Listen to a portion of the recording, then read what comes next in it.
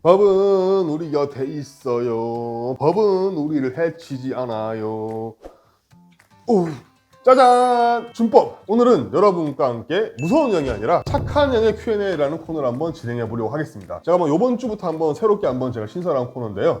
제가 가지고 있는 옷 중에서 제일 단정한 옷을 입고 그리고 최대한 심플한 모습으로 최대한 정돈된 모습으로 여러분들을 한번 만나보려고 하는데요. 벌써부터 좀 흥분이 되기 시작해가지고 제가 약간 톤 다운 다시 하겠습니다. 이번 주 착한 영의 Q&A 시간에서는요, 많은 분들이 궁금해하는 거 민식이법에 대해서 한번 다뤄보려고 하겠습니다.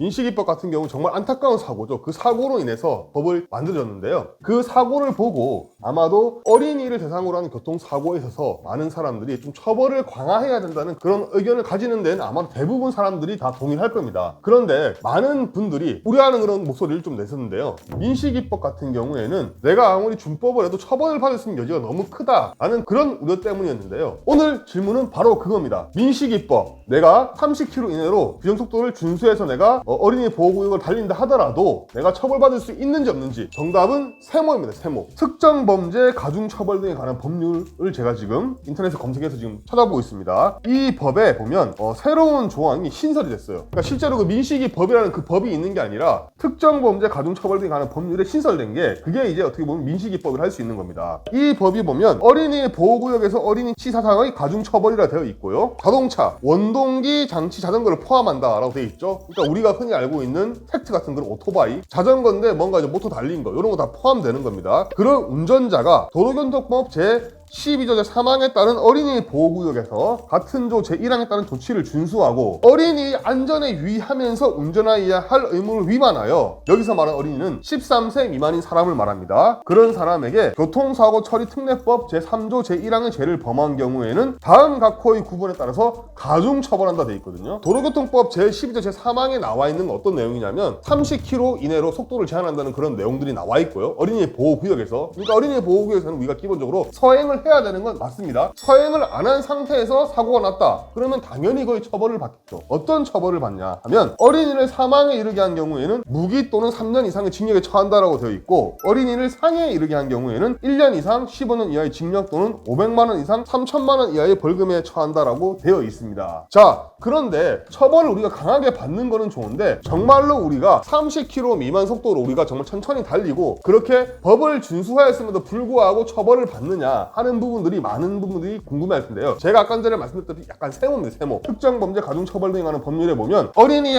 안전에 유의하면서 운전할 의무를 위반하여 도로교통법상에 여러 가지 운전자가 지켜야 될 여러 가지 의무들이 있는데, 그 의무 중에 하나가 바로 여기 보면 30km 미만으로 달리는 거거든요. 그러니까 우리가 속도만 잘 지켜서 되는 게 아니에요. 속도뿐만이 아니라 기본적으로 전방도 주시해야 되고, 횡단보도가 없는 곳에, 신호가 바뀌지 않은 곳에, 사각지대가 있는 곳에 갑자기 튀어나가게 되면 사고를 당할 수 있다는 그런 생각을 하기 마련인데, 이런 부분들을 다 고려해서 내가 정말로 안전주의 의무, 주의 안전 의무를 다 해야 된다는 건데, 그런 걸 안 했을 경우에 이 처벌을 받게 된다는 뜻입니다. 그 법을 잘 지키냐 안 지키냐는 부분이 중요한데, 그게 약간 애매하고 강범위한 거예요.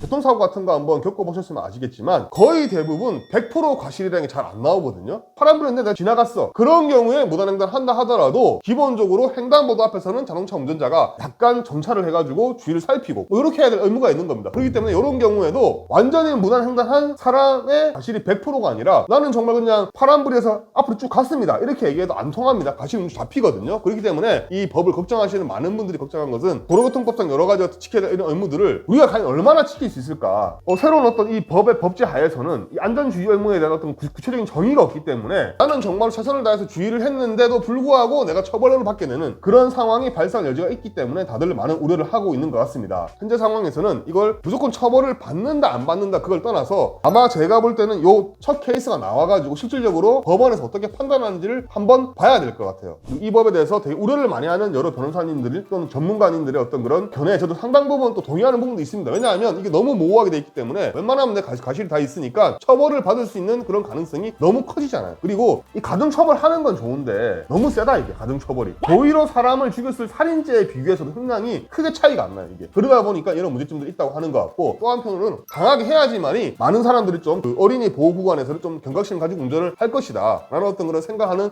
입장도 충분히 이해가 하고요. 민식이법이 어떻게 보면 되게 화제가 되고 많은 사람들이 걱정하는 부분이 있기 때문에 제 생각에는 현재 좀 어떻게 보면 법의 긍정적인 효과도 좀 있지 않느냐라는 그런 생각을 좀 하고 있습니다. 오늘의 결론은 자, 민식이법 우리가 그러니까 30km 미만 속도를 운행을 해도 처벌 받느냐 안 받느냐. 자, 정답은 제가 볼 때는 세모입니다. 세모. 자, 이거 하다 보니까 또 말이 좀 빨라졌는데요. 제가 이게 약간 서울말도 좀 쓰고 좀 예쁘게 하려고 하는데 흥분이 돼가지고 이게 화내는 건 아닙니다. 화내는 건 아니고 어쨌든 흥분되다 보니 이렇게 좀 됐네요. 그래서 여러분들 다음 시간이 강의도 아닌데 어쨌든 다음번은 제가 좀 더 잘 설명을 하고 좀 더 톤 다운된 목소리로 설명할 수 있도록 노력하겠습니다. 자, 가겠습니다. 준법